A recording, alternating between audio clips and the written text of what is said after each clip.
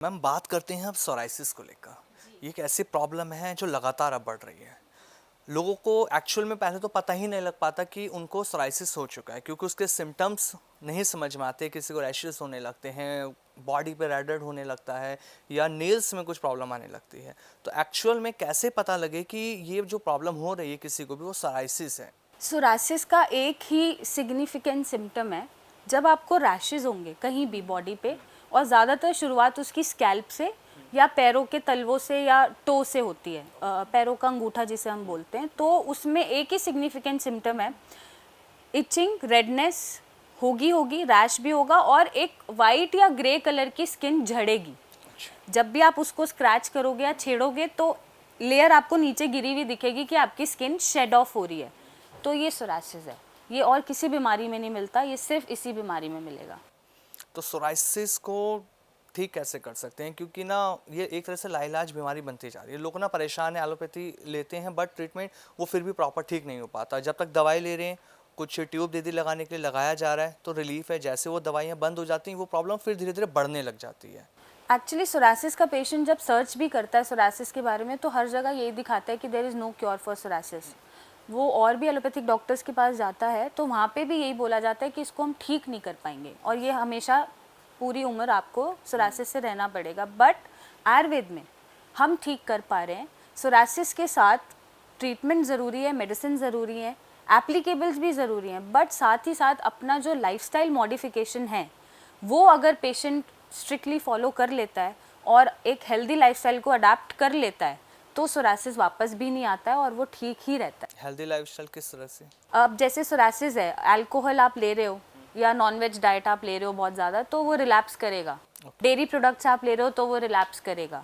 बहुत ज़्यादा junk food आप खाते हो, डेली खाते हो, तो भी वो रिलैप्स करेगा। और अगर ये 4-5 चीज़ें अपनी लाइफ से वो एलिमिनेट कर दे, अच्छा खाना खाए और यहाँ से थोड़ा मस्त रहे, ट्रीटमेंट ऐसा ले जो उसकी बीमारी को दबाए ना, क्योंकि अक्सर एलोपैथिक दवाइयों में स्टेरॉइड्स दिए जाते हैं और वो इम्यूनिटी सप्रेस करते हैं। जैसे ही हम दवा छोड़ते हैं लेना, फट के बीमारी बाहर आता है, ब्लास्ट होता है। तो ट्रीटमेंट ऐसा चूज़ करना है कि जो इम्यूनिटी को सप्रेस ना करे, बैलेंस करे, उसको ये रियलाइज़ कराए कि आपका शरीर है, आप इसके दुश्मन मत बनो, इसकी रक्षा करो, प्रोटेक्शन करो, जो आपका काम है। और जब वो दवाइयाँ काम कर देती हैं तो बस पेशेंट का इतना रोल है कि उसको ट्रिगर नहीं करना अपने खान पान से और अपने स्ट्रेस लेवल से, तो वो सोरासिस फ्री रहेगा लाइफ टाइम। और ये संभव हो पा रहा है।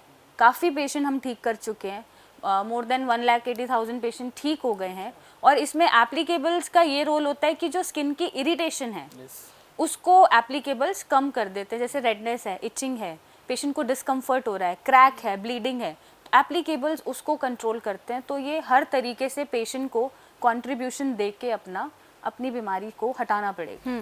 जैसे कि आमिर जी अभी कह रहे थे कि लाइलाज होता जा रहा है, और आपने भी कहा था कि हम गूगल पे सर्च करते हैं तो ऐसा जवाब मिलता है कि भाई नहीं है।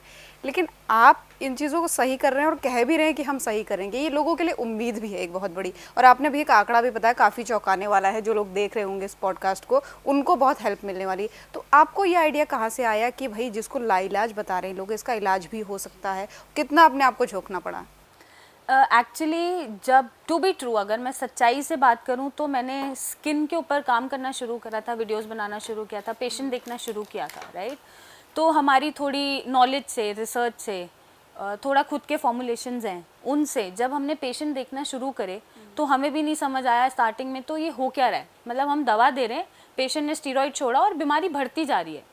तो हमें भी ऐसा लगा कि शायद हमारी दवा देने से स्टार्टिंग में पेशेंट को ये तकलीफ फील करनी पड़ रही है या उनकी बीमारी बढ़ रही है। बट जैसे जैसे और पेशेंट देखे, हमने दवाइयों में चेंजेस करे, तब हमें ये रियलाइज़ हुआ कि ये जो स्टीरॉइडल इफेक्ट है, अगर हम अपनी दवा दें या ना दें, जैसे ही पेशेंट स्टीरॉइड छोड़ेगा बीमारी उसकी बढ़ेगी।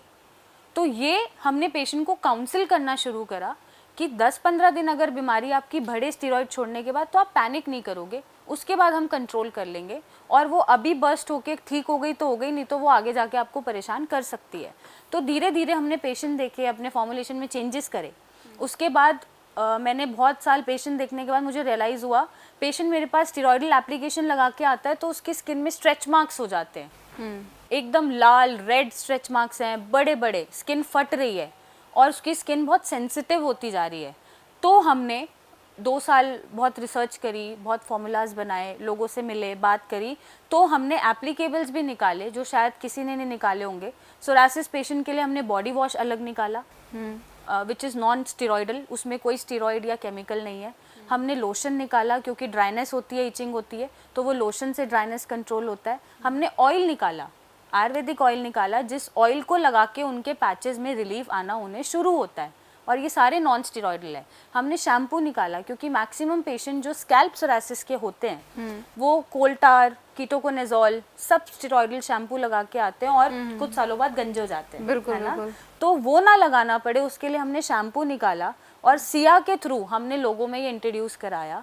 And I am glad to share this with you कि नॉन स्टेरॉइडल प्रोडक्ट्स भी जो हमने निकाले हैं सिया के थ्रू, वो पेशेंट को बहुत अच्छा आराम दे रहे हैं और लॉन्ग रन में उनकी स्किन डैमेज नहीं करेंगे, उन्हें स्ट्रेच मार्क्स नहीं होंगे, सेंसिटिविटी नहीं बनेगी, उनकी स्किन प्रोटेक्टेड रहेगी। लेकिन एक डेंड्रफ भी होता है सर में, और ये प्रॉब्लम भी आपने कहा स्कैल्प से शुरू होती है, तो इसमें कोई डिफरेंस है पहचान में? क्योंकि डेंड्रफ भी नॉर्मली होता है, एक तो अजीब सा गीला डेंड्रफ होता है लोगों को, एक सूखा होता है जो झड़ने लगता है। तो इसके लक्षण और उसके लक्षण में फ़र्क क्या है कि लोग समझे कि चलो हम डेंड्रफ वाला शैम्पू लगाए तो सही हो जाएगा, या फिर सीधे जाएं पॉइंट पे? डैंड्रफ कभी भी ना आपको हमेशा 12 महीने नहीं रहेगा, आप नोटिस करना, या हमें भी कभी होता है तो सर्दियों में बन गया 1-2 महीने के लिए, या बारिश हो रही है, अभी मानसून है, अभी 1-2 महीने के लिए दिख गया, तो ये कांस्टेंट नहीं रहेगा डैंड्रफ, ये सीजन के हिसाब से बदलता रहेगा। बट अगर मैं सोरासिस की बात करूँ तो ये कांस्टेंट रहेगा। ओके। और इसकी जो पपड़ी झड़ेगी उसके साथ साथ ये जो हेयर लाइन होती है हमारी, या कान के पीछे, नेक के ऊपर जो ये लाइंस होती हैं, इस पे एक पैच बनना शुरू हो जाएगा जो झड़ेगा रेडनेस के साथ, इचिंग के साथ, तो आप डिफरेंशिएट कर सकते हो कि ये सोरासिस है। ओके। क्या स्कैल्प सोराइसिस से परमानेंट हेयर लॉस हो सकता है? हाँ, हो सकता है, डिपेंडिंग अपॉन कि आप क्या ट्रीटमेंट ले रहे हैं। अगर आप स्टेरॉइड्स ही ले रहे हैं और सालों से स्टेरॉइड पे हैं, तो आप ऑब्वियसली बाल्ड हो सकते हैं, सोरासिस भी नहीं ठीक होगा और आपको बालनेस फेस करना पड़ेगा। तो जो सेफेस्ट ऑप्शन रहेगा वो आयुर्वेद का ही रहेगा? आयुर्वेद है, नेचुरोपैथीज है, मैं सिर्फ आयुर्वेद ही नहीं बोलती, बहुत अच्छा है, हमारे लिए आयुर्वेद अच्छा है, बट पेशेंट को जो सूट कर रहा है, चाहे वो होम्योपैथी सूट करे, चाहे वो नेचुरोपैथी सूट करे, बट स्टेरॉइड्स मत लो।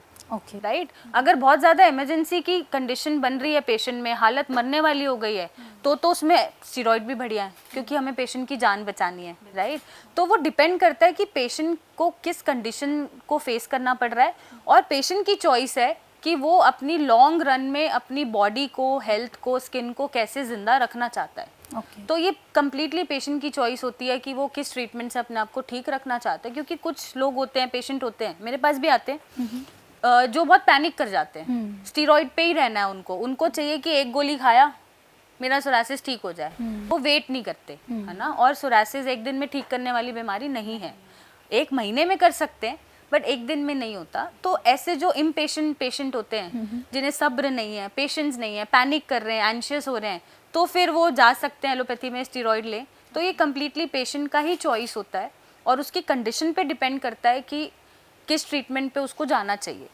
एक चीज़ और है, जब किसी को सोराइसिस होता है तो लोग दूसरे इंसान को बड़ी हीन भावना से देखने लगते हैं कि इनको प्रॉब्लम हो रही है, हाथों पर हो रही है, पैरों पर, या कहीं पर भी हो रही है।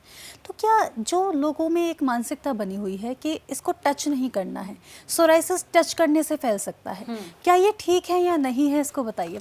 सोरासिस बिल्कुल नहीं फैलता टच करने से। अगर फॉर एग्जांपल मुझे सोरासिस, आप मेरे इतने पास भी बैठोगे, मुझे टच करोगे, मेरे साथ फूड शेयर करोगे, इवन एक बेड भी शेयर करोगे, पूरा लाइफ शेयर करोगे, तो भी सोरासिस नहीं फैलेगा।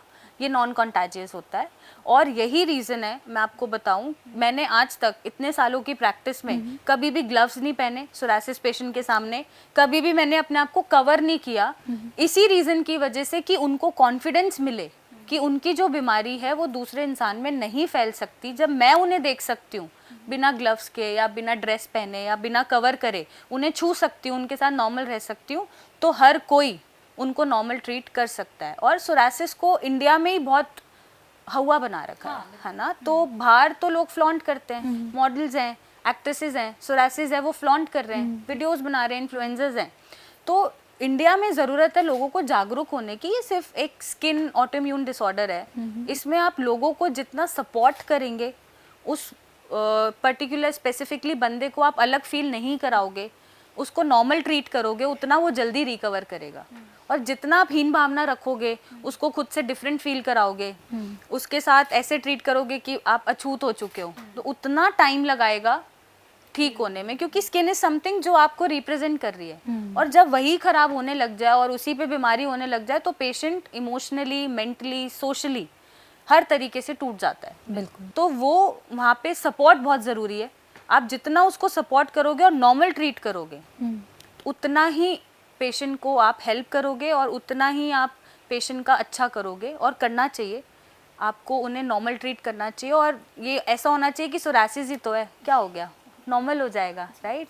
मुझे ये और बताइए कि ये जो परेशानी है सोराइसिस, आपने कहा बिल्कुल नॉर्मल इसको ट्रीट करना चाहिए, बनती क्यों है, क्या कारण होते हैं? लाइफस्टाइल डिसऑर्डर की वजह से ही होती है, कुछ खा लिया, क्या परेशानी होती है, कारण क्या होता है? कारण ये मैम होता है जब हमारा जो रोग प्रतिरोधक क्षमता है बॉडी की, फॉर एग्जाम्पल कोई इन्फेक्शन हुआ तो बुखार हो गया, है ना, तो ये डिफेंस सिस्टम काम कर रहा है हमारा, हमें इन्फेक्शन से बचा रहा है, इम्यून सिस्टम हमारा हमारे फेवर में काम कर रहा है। तो जब ये हमारे विरुद्ध काम करता है और अपनी ही बॉडी को दुश्मन समझ लेता है और अटैक करना शुरू कर देता है स्किन सेल्स को, तो ये प्रॉब्लम शुरू हो जाती है। That's why it is autoimmune disease. Autoimmune, तो ये ऑटोइम्यून कैटेगरी में आता है। और ज़्यादातर लोगों को मिलता है फैमिली हिस्ट्री में ही मिलता है कि उनके फादर या मे बी 4 फादर्स या फर्स्ट डिग्री रिलेटिव में कोई भी ऑटोइम्यून बीमारी अगर है तो वो किसी में भी ऑटोइम्यून बीमारी को पैदा कर सकता है। ज़रूरी नहीं है कि पहले जनरेशन में सोरासिस ही हो सकता है रूमेटॉइड जो और भी ऑटोइम्यून बीमारी है जी, विटिलिगो हो सकता है एसएलई हो, एलोपेशिया हो। तो ये सारी चीज़ें भी अगर फैमिली हिस्ट्री में हैं, फर्स्ट डिग्री रिलेटिव में है या आपके जस्ट पेरेंट्स में है या उनके पेरेंट्स में है, तो आपको वो रिफ्लेक्ट कर सकती है। अच्छा, आपने विटिलिगो बोला तो मैं इसके बारे में आपसे जानना चाहूँगी। लोग बोलते हैं कि सफ़ेद दाग हो रहे हैं, मछली खाई होगी उसके ऊपर से दूध पी लिया होगा, उस वजह से हो रहे होंगे, क्या ये मिथ है या फैक्ट है? ये मिथ ज़्यादा है। फैक्ट इसलिए नहीं है क्योंकि मछली और दूध का कोई कॉम्बिनेशन नहीं है एक्चुअली। अगर कोई नॉर्मल इंसान भी डिफरेंट कॉम्बिनेशन ऑफ फूड खाएगा, जैसे ठंडे पे गरम, विरुद्ध आहार, गरम पे ठंडा, दूध पे मछली, क्योंकि दूध का एकदम तासीर अलग है, फूड कंटेंट अलग है, मछली एनिमल सोर्स है। तो आप अगर कोई भी मिस कॉम्बिनेशन खाते हैं, विरुद्ध आहार खाते हैं, तो आपको ज़रूरी नहीं है कि सफ़ेद दाग ही होगा। आपको गट रिलेटेड इश्यूज हो सकते हैं, लूज मोशंस लग सकते हैं, आपको रैशेज हो सकते हैं। तो ये सिर्फ मतलब मिथ ज़्यादा है। फैक्ट ये इसलिए कि विरुद्ध आहार नहीं खाना चाहिए, गरम पे ठंडा, ठंडे पे गरम, या चीनी के साथ नमक, है ना, खाने के साथ दूध पे मच्छी, ऐसे कॉम्बिनेशंस अवॉइड करने चाहिए। तो ये स्किन रिलेटेड इश्यूज और गट रिलेटेड इश्यूज बना देता है, किसी को भी बना सकता है। इन चीज़ों को नहीं खाना है, विरुद्ध आहार एक साथ नहीं खाना है। थोड़ा सा टाइम गैप लें, 2 घंटा लें, 1 घंटा लें, उसके बाद आप लें तो कोई प्रॉब्लम नहीं है।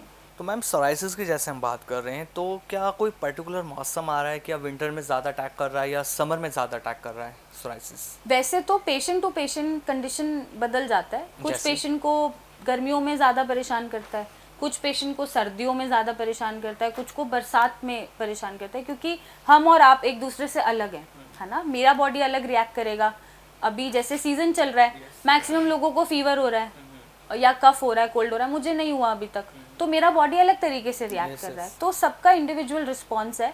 बट मेजॉरिटी ऑफ पेशेंट ठंड में कंप्लेंट लाते हैं, क्योंकि ठंड में ड्राइनेस बढ़ जाती है, और ड्राइनेस की वजह से वो जो पैचेस हैं वो पेन करेंगे या ब्लीड करेंगे या इचिंग करेंगे और वो डिस्कम्फर्ट पैदा करते हैं। तो सर्दियों में जो रेशो है बढ़ने का पेशेंट का सोरासिस वो ज़्यादा है, बट हर सीजन में बढ़ सकता है। वो पेशेंट पे डिपेंड करता है, उसकी बॉडी पे डिपेंड करता है। यानी कुल मिलाकर के है कि इलाज संभव है, बस स्टेज स्टार्टिंग की होनी चाहिए। अगर तो सब कुछ है मैम, बीमारी हो रही है तो इलाज बहुत है। एक्सट्रीम लेवल पे हो गया तो भी संभव है। ओके, तो लोगों को घबराना नहीं है। इरिथ्रोडर्मिक सोरासिस के भी ठीक करें। जब सोरासिस पूरा आपका बर्न बन जाता है, आप नहीं पहचान पाओगे पेशेंट जल के आया है या इसको सोरासिस है, ऐसी कंडीशन में आता है, वो भी संभव है, वो भी ठीक हो रहे हैं पेशेंट। तो ऐसा नहीं है, अगर पेशेंट में पेशेंट्स हैं तो हर चीज संभव है।